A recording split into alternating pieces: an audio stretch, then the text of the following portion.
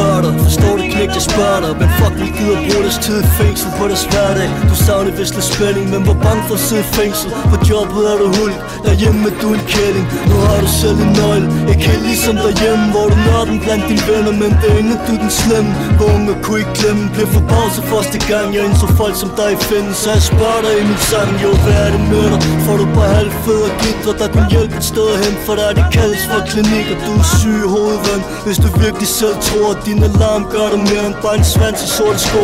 Hver gang du taber nøglen, er det kaffe, vin og brød. Du burde blive fyret for dine idoler. Du har slået dig ned på stedet, du er kun hård, fordi du ved, at dine venner altid er der. Derinde har du kollegaer, herhjemme er det hverdag.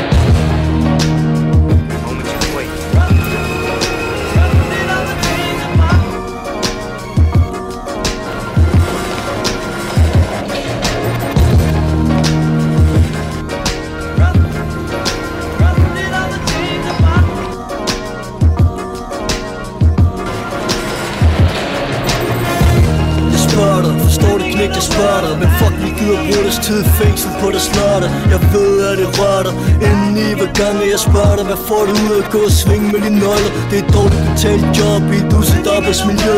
Åbnet og låst dør, konstant serverer mad, min ven. Det bliver ikke bedre, de åbnede eller de lukkede derinde. Blev det kun værd, vi havde dig, så forstår det. Det hele bare facade, alle vi dræbte for en plov. Fik de lov og blev de lov, de ikke ville blive forfulgt af loven. Bare en lille tur i skoven. Jeg fatter ikke, I tør spil så hårdt på jeres job, og så til hjem uden chauffør. Du leger med din skæbne, en dag går det galt. Du spiller kun psykopat, til du møder en psykopat. Er du typen, der tror du virkelig hjælper de indsatte, så ved vi prøver om alt, der vi havde dig. Kan du tage det?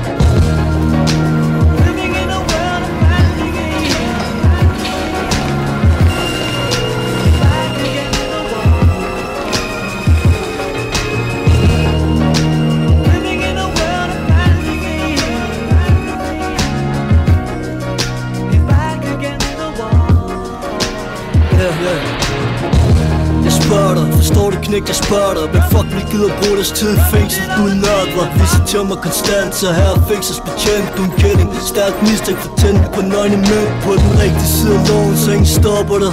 Prøv at give udtryk for lidt sympati, kollegaerne mobbede dig.